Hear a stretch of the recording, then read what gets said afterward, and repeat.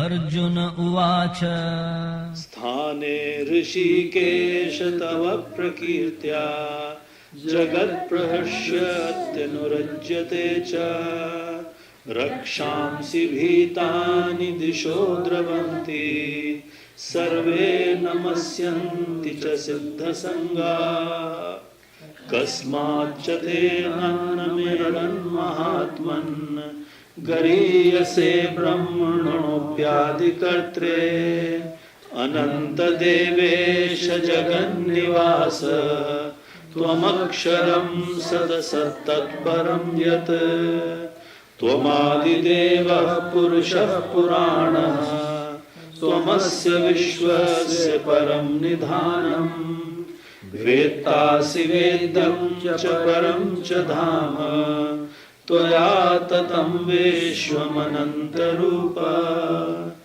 वायुर्यमोऽग्निर्वरुणश्च शशाङ्कः प्रजापतिस्त्वं प्रपितामहश्च नमो नमस्तेऽस्तु सहस्रकृत्वः पुनश्च भूयोऽपि नमो नमस्ते नमः पुरस्तादथ पृष्ठतस्ते नमोऽस्तु ते सर्वगत एव सर्व अनन्तवीर्यामितविक्रमस्त्वं सर्वं समाप्नोषि ततोऽसि सर्वः सखेति मत्वा प्रसभं यदुक्तं हे कृष्ण हे यादव हे सखेति अजानता महिमानं तवेदं मया प्रमादात् प्रणयेन वापि यच्चावः सार्धमसत्कृतोऽसि विहारशय्यासनभोजनेषु एकोऽथवाप्यच्युत तत्समक्षम् तत्क्षामये त्वामहमप्रमेयम् पितासि लोकस्य चराचरस्य त्वमस्य पूज्यश्च गुरुर्गरीयान् न तत्समोऽस्त्यभ्यधिकः कुतोऽन्यो लोकत्रयेऽप्य प्रतिमप्रभाव तस्मात् प्रणम्य प्रणिधाय कायं प्रसादये त्वामहमीशमीड्यम् पितेव पुत्रस्य सखेव सख्युः प्रियः प्रियारासहसेव सोढुम् अदृष्टपूर्वं हृषितोऽस्मि दृष्ट्वा भयेन च प्रव्यथितं मनो मे तदेव मे दर्शय देवरूपं प्रसीद देवेश जगन्निवास किरीटिनं गदिनं चक्रहस्तम् इच्छामि त्वां द्रष्टुमहं तथैव तेनैव रूपेण चतुर्भुजेन सहस्रबाहो भव विश्वमूर्ते। जय Shri Krishna. On the topic of Karma Yoga, we need to understand as to what karma is. Simply put, whatever is done is karma. Karma is unavoidable because in sansar, karma is essential, compulsory and mandatory. The sansar is creation of Parameshwar with sole purpose of giving jnana to jeev and engaging the jeev in performance of karma, of uplifting out of ignorance called avidya. So in the very first creation, and creation means Srishti, very first Srishti, when Parameshwar imparted jnana, it only created mental activity in jeev. This became mental karma. Then Parameshwar dissolved the creation and imparted jnana again in the second original Srishti. This time, whatever Jeev had understood, in the first time, they discussed it. And that's as far as the second creation went. Then Parmeshwar did the same and created a third Srishti. This time, upon receiving the Gyan, Jeev physically acted upon whatever they had understood and discussed in the first and the second creation. Thus, Jeev performed and completed the first karma. This way, the karma has three phases: the mental phase, the spoken phase or vachik, and action phase or physically doing the karma. Once the karma is thus completed, it bears fruits. Since after the third original creation, from the fourth creation onwards, Jeev has been performing karma and experiencing the fruit of the karma. So what is Jeev? What is the Gyan which was imparted to Jeev? It was the Gyan of four entities in the creation or the sansar. These entities are Jeev, Devata, Prapanch and Parameshwar. What is the fourth one? Jeev was to perform actions which will eventually remove his ignorance, the avidya. Instead, what Jeev did, Jeev started performing the karma which perpetuated the sansar. Thus the sansar is continuing and is the reflection of what are the karma of the Jeev at any time. Another thing which we need to remember is that karma can only be performed in the human body. Dogs, cats, they cannot perform karma, only human body. That is why in some faiths it is said that God made man in his own image. Killing any creature is punishable karma. However, killing a human being by any means result in killer going to hell for many thousands of years. That is why Arjun says to Bhagavan Sri Krishna, O Keshav, why are you engaging me in this terrible karma? Then Bhagavan explained to Arjun that in the beginning of creation, I gave the twofold nishtha to the world. One is the path of Gyan, which is for those who have already achieved the control of their senses. And the other is that of karma. In the path of karma, one practices to control the mind and senses while being a householder and then goes into the path of Gyan. Now Bhagavan knew that Arjun did not qualify for the path of Gyan. He was full of Rajogun. Therefore Bhagavan appointed Arjun to participate in the war and become an apparent cause in the re-establishment of Dharma. Thus Bhagavan instructed Arjun about the Nishkam Karma Yoga. He had to do that if he wanted Arjun to participate in the war and do his work. Because Arjun was only Nimitt. Everything was done by Bhagavan. It is important to know that any karma performed outside the Nishkam Karma Yoga is the karma which causes bondage. And what is this bondage?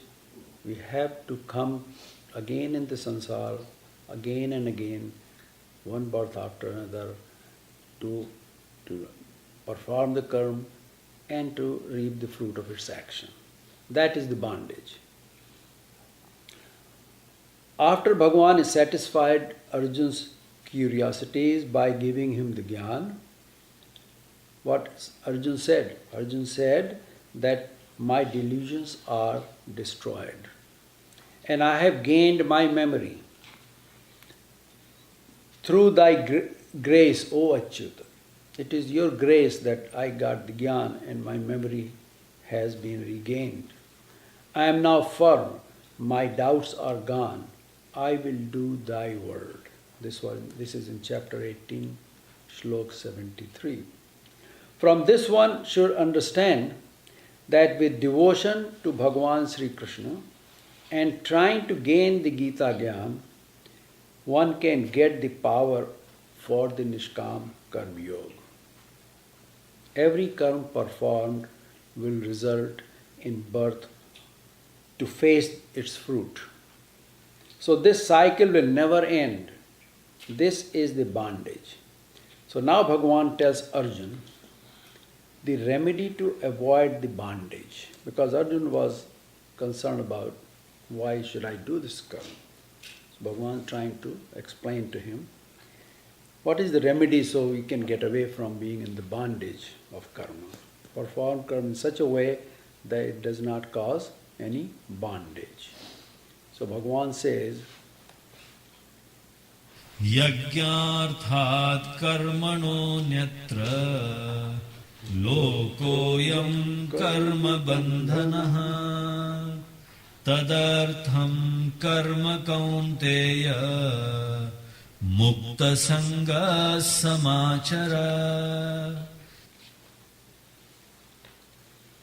यज्ञार्थ कर्मणो यत्र लोकोयम karma bandhana. The world is bound by karma, which are other than those performed for the sake of yagna. Now what is yagna? That is something we need to understand. When you say yagna, immediately people start to think there is sacrificial fire in which the priests chant Vedic mantra and offer some samagri into that Agni.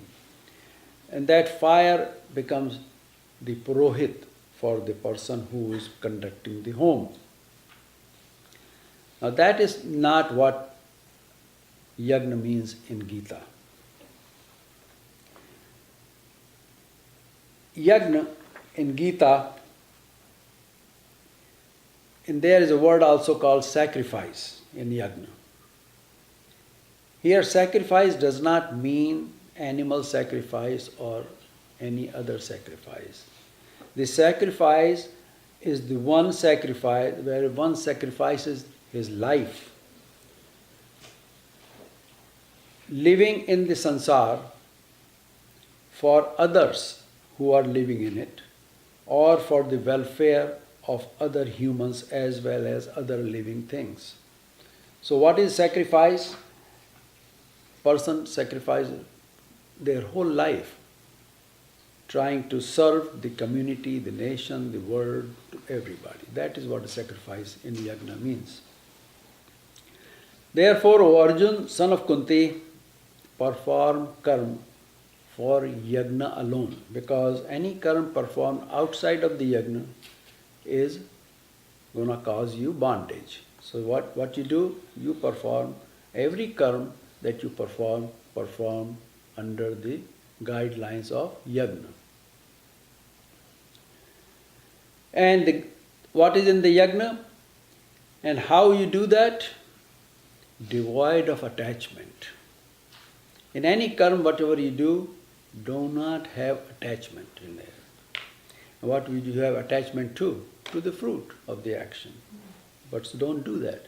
He said, perform karma for yagna alone, not for the attachment, not for its fruit. By performing the yagna karma, a person gets released from the bondage and the other karma that cause bondage. See, there is no more bondage of the karma that he is doing, and at the same time he gets released from the other karma which he has been bonded with.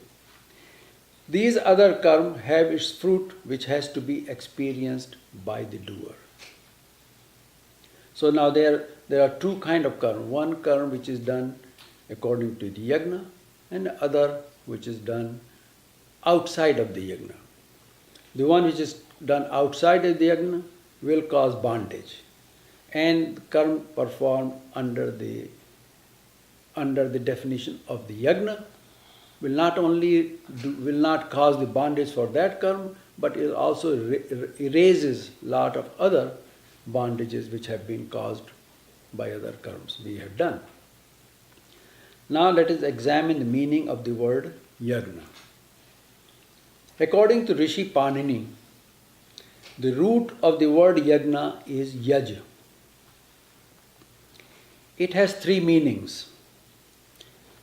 These are worshipping Ishwar, people gathering together and giving dhan or charity. So yaj has three meanings. Simply put, it is Dev Puja, praying or worshipping to Ishwar, Sangati Karan, fellowship, and dhan means giving. Charity. The karma performed to bring about and maintain stability in our world is what yajna is.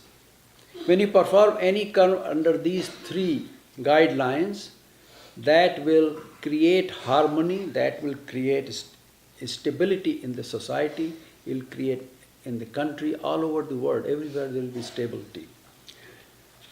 And the stability will be maintained. Now we see why such karma result in no bondage. There are two types of karma. One which produces its fruit.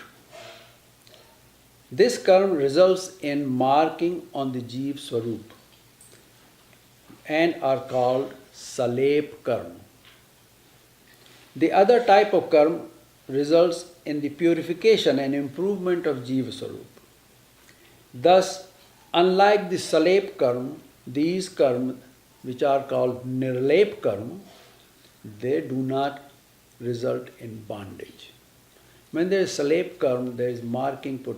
Every time you complete a Salep means any karma which you have your own desire to fulfill, with your own agenda, this is what I want, or this is what I like.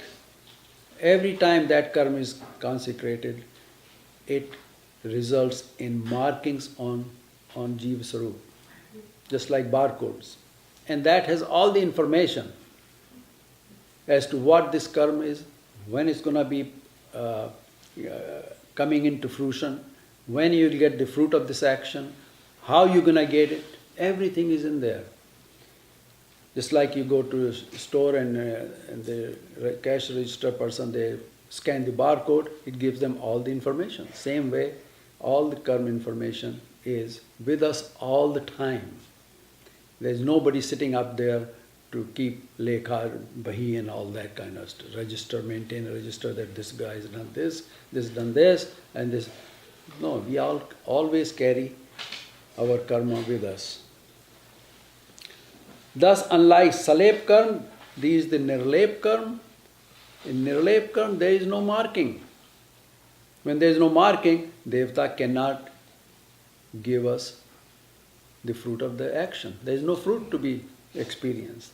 Only thing it does, it improves us from within. It will cause the Jeev to become worthy of getting Ishwar Gyan.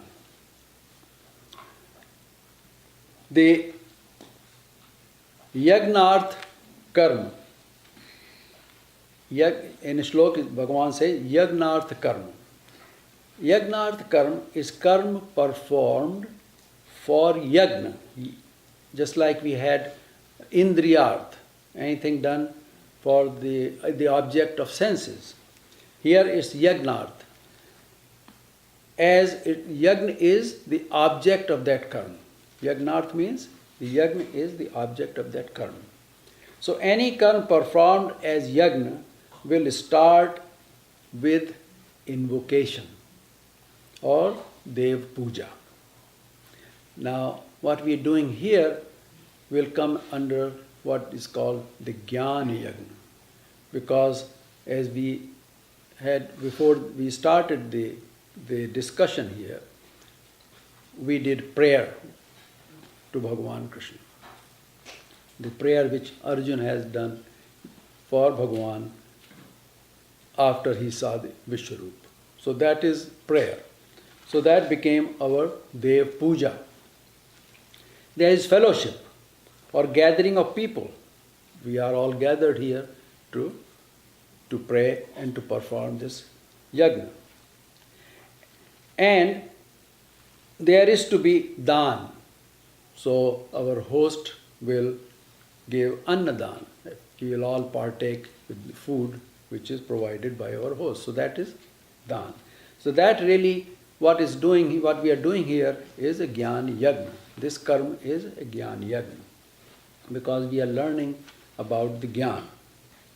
We can take a step further and say that any yagna karma,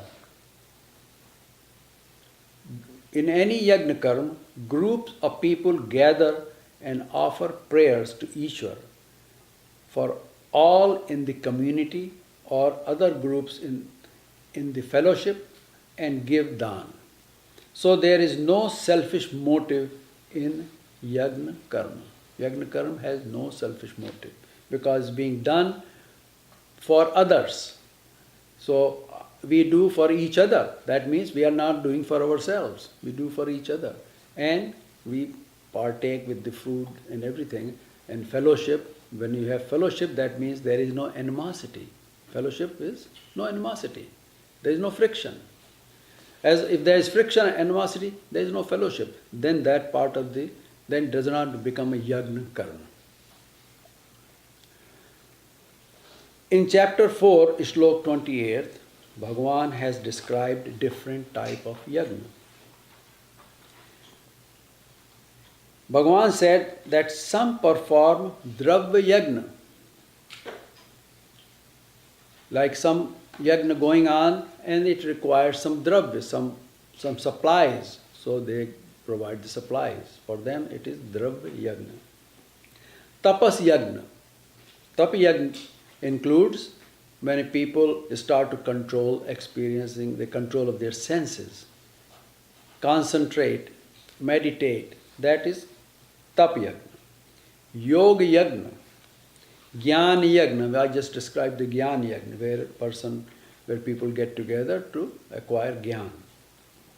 And some endued with non-violence do swadhyaya yagna. They study shastra. But anything any yagna they do, first of it will have three components. They have to do the prayer to Parameshwar. Then they have to have people together. You don't do by yourself. Have other people in there. So both are doing, 2 or 3 people, they are all doing for each other. And at the end, when you complete that exercise, then there is some sort of dan, charity. But in Gita, yagna means vyapak. It also means giving of oneself for the well-being of society. Yagna is to be performed with the idea that it is the work of Ishwar. It's not what we are doing. This is what we are doing on behalf of Ishwar, for Ishwar. In Shlok 14, Bhagavan says that yagna is born out of karma. And karma is born out of Brahma, which is born out of Ishwar. Thus, Ishwar is present everywhere. In yagna, there is the presence of Ishwar. We said that in yagna that there is doing karma for the well-being of others. That's what we said. An example of this is in our body, everybody's body. Where if the eyes will say that whatever I see, I will not convey to other senses. If you are looking at something, through your eyes, and eyes will say, well, I'm going to keep the information to myself. I'm not going to give it to hands or ears or anything. This will create havoc. You will not know. When you're walking, you don't know. Eyes see, but they are not telling you that there's a hole in the front of you. You fall in the hole. So your legs and your arms, they are not getting that information. So in our body, each sense, what it does, each sense work for other senses. So eyes will see and they will tell other senses what they saw. So other senses can do their work. This is Atma Samarpan. There is no selfishness. Our senses, they are not selfish. They are doing their work, and what they are doing, they are exchanging the information, working for each other. In our body, the karma senses, the karmendriya, work for the jnanendriya, and vice versa. In Upanishads, it is said that hands say that I am the biggest because hands are big. The mind says, no, I am the biggest because I can think a lot of things. This way, all senses say that they are the biggest. They can all justify being the biggest. And they leave their work. Say, I am the biggest, why should I work? Let others do the work. Then in the end, they all say that all of us are big, and in all of us, Atma works the same. So Atma works in every sense the same. In hands, if there is no Atma working there, there is no work. Hands cannot work. So this is the example they give in Upanishad. So if all of us see no difference between each other, just like our senses do, there will be no problem. Gita teaches us to put yourself in others' shoes and treat everyone the same. This was lacking in Arjuna. So in the war, when he saw his own, he did not want to fight. His situation was like the judge who did not hesitate to give death penalty to anybody who came in his court until his own son appeared there for death penalty. Then he says, well, death penalty is not a very good thing. We need to change it, review it. Since Ishwar is everywhere, it is wrong to change the rules for your own selfish motive. So perform all karma as yagna, without the selfish motive. Do all karma for Ishwar. That's what Bhagavan Krishna is conveying to Arjuna. You're doing for me, not for yourself. This way there will be no bondage. Now Bhagavan is telling when such karmas were created. These karmas which are yagna karma, when they were created.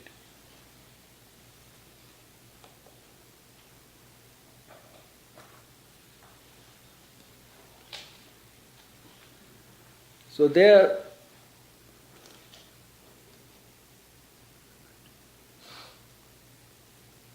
सह यज्ञाः प्रजा सृष्ट्वा पुरोवाचः प्रजापतिः अनेन प्रसविष्यध्वम् एष वोस्त्विष्टकामधुक्.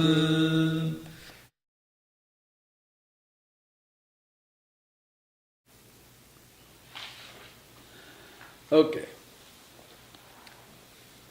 Bhagavan is telling Arjuna that such karmas were created.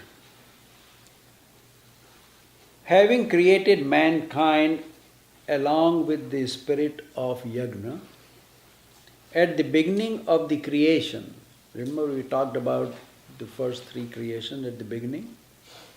Prajapati, the creator, said to them, means the Jeev, you shall prosper by this.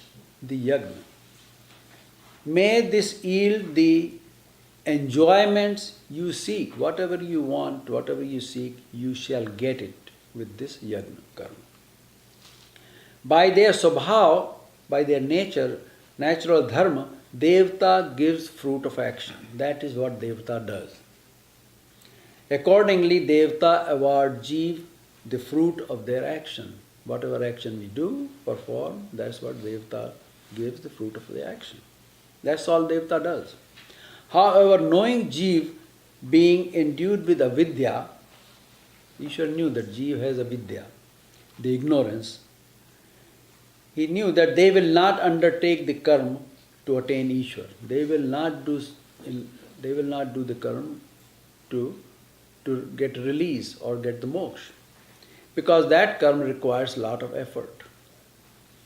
The merciful Parmeshwar, knowing all this, arranged for Jeev to obtain the joy of fruit of the action from Devata. If they do not do the karma to go towards Ishwar, that path, then they shall get, whatever they do, they shall get benefit of it, and they should get the fruit of the action through Devata. Because there are only two entities which gives the fruit of the action. One is Ishwar and one is Devata. So if they are not going to perform the karma for Ishwar, then there is only Devata left to give them the fruit of the action. Therefore, he is saying that in the very beginning, when Prajapati, means Maya, created this sansar, they made two pathways. They say one is towards Ishwar, other is for sansar or Devata. Performing these sakam karma of Devata, after some time, now what happens? People don't go directly straight forward to Ishwar. What they do, they go to Devata karma. But in time, as they perform the karma of Devata, after some time, through satsang, Jeev will get into Nishkam karma. That is the whole thing. This is to be understood. Not everybody is going to go into Ishwar bhakti. Bhagavan knew that. So he said, in the very beginning, knowing all this, because Jeev has a bit ignorance, I created an alternate route where they can do the bhakti of Devata and get whatever they want from the sansar, and after a long time they will go, in due course, they will get into satsang of some sort, and then they will start getting into Nishkam Karma Yoga and to attain the moksha. This arrangement is not new. It was made in the very first Srishti. It was then that Ishwar imparted the Chaitanya Vidya, and the Vidyavant of the Chaitanya Vidya created Vedas. That's when the Vedas were created. Gyan, Vedas contain Gyan of Maya and other Devatas. It's all described in Vedas. At some places there are also mention of Ishwar, Gyan. Therefore, due to the doership of Vedas and related activities, the Maya is called Prajapati Brahma. See, when he says Prajapati in the shlok, it's not Brahma, it's Brahma, and it's Maya, the Chit Brahma. This way, Maya conveyed Jeev through the path described in Vedas. All your desires will be fulfilled. Prajapati said, all your desires will be fulfilled if you follow this Vedic path. This explains as to why all religions where heaven is the goal, the worships are that of some Devta and not of Ishwar. So Prajapati, Maya, also called Chidbrahma, who created the sansar, has been described by Bhagavan in chapter 14 Shlok 3. Here Bhagavan says to Arjun that my primordial nature, known as Mahat Brahma, is the womb of all creature. It's the womb where all creation is done. In that womb, I place the seed, my seed of all life.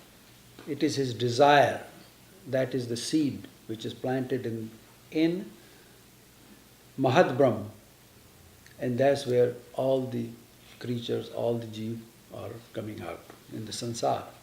The creation of beings,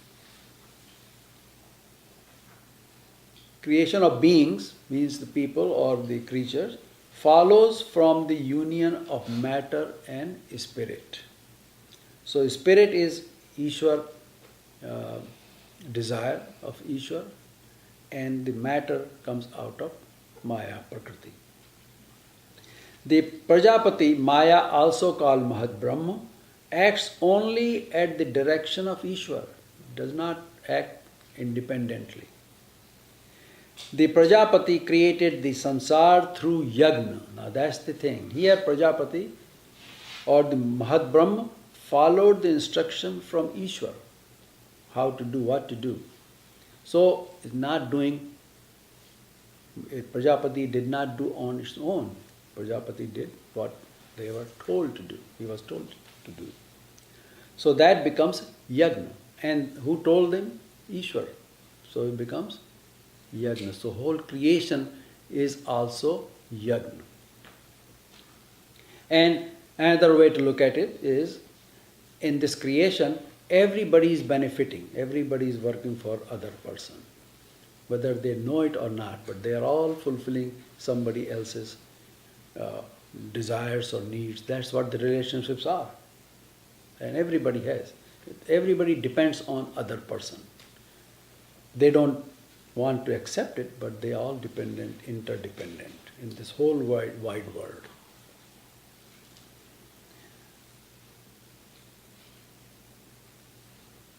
So the Prajapati created sansar through yagna and instructed jeev that by acting according to this, you can get all what is in this world. You can get everything what you want. And also the world beyond. Because you'll do some satsang, you will go, and slowly you'll go towards nishkam karma, and you will approach the Ishwar path. This, the yagna, is like Kamdhenu. Kamdhenu is the cow in the heaven, which gives everything, whatever you want. So the yagna is compared as Kamdhenu. You can get everything from yagna. Although Ishwar Gyan was given at the first creation, knowing that jeev will have tendency not to follow it, because Ishwar knows everything, in and out. And Ishwar knew that the jeev will not follow. Most of them, they don't have the tendency, they have agyan, they have no gyan. So Ishwar, merciful Ishwar provided the path following which jeev can get the pleasures of devta karma. And in time through satsang can get onto the path of Parameshwar. So sooner or later, every jeev will come on this path. And Bhagavan Krishna has said that in Gita also. They'll take long time, but they will eventually have to come on that path. There is no other way. This was the description of yagna. Now Bhagavan will go into Devta Bhakti, and we will take this up next time. That's a different topic. Shri Krishna Namaste.